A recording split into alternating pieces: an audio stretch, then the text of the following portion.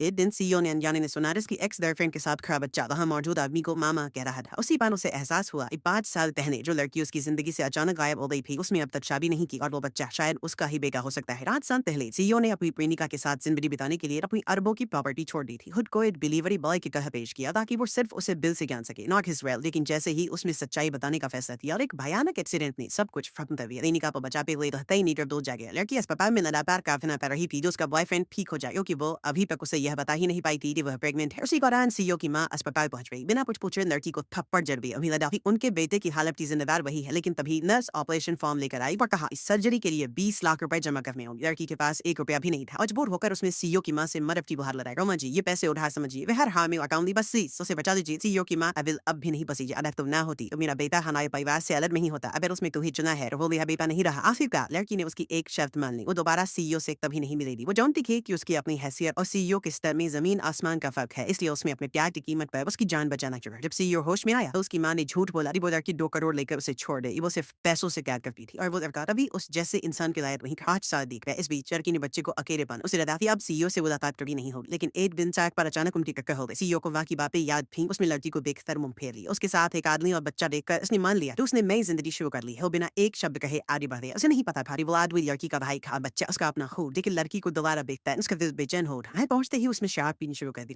Please और मत पीजिए, एक आवाज आई। सीईओ उससे चिल्लाया, मीडिया के सामने आज मैंने तुम्हें और जजांस को काफी इज्जत दी है। मेरी यारों को अच्छे तुम्हारे कारण ही मेरी और सिया की शादी टूट रही है। तो फिर दोबारा लौटने की क्या जरूरत थी? अपने बच्चे के लिए डरती एक कंपनी ने इंटरव्यू देने पहुंची और हैरानी की बात यह थी कि ये वही कंपनी थी जो सीईओ की थी। उसे देखता है उसका बिल बैक नहीं रहा। लेकिन तभी सीईओ ने बेहद निजी सवाल पूछी है, मैं शादी कब थी और बच्चा कब हुआ? आप दीजिए, ये मेरी पर्सनल लाइफ है, इसका आपसे कोई लेना देना नहीं। कैसे नहीं है? तो भावनाएं अधूरी छोड़ भी या फिर तो जवाब देना पड़ता है। अकेले ने मुझे क्या दिया? ये सवाल आपको क्यों परेशान कर रहा है? अगर आपकी और कोई सवाल नहीं है तो मैं निकलती हूँ। तो फिर चलाई साक्षी आता है, तुमसे कितनी नफरत करता हूँ मुझे भी नहीं पता था। यहाँ तो चैनल को सब्सक्राइब कर देवा ताकि मेरी शॉर्ट आप तक पहुंचती रहे।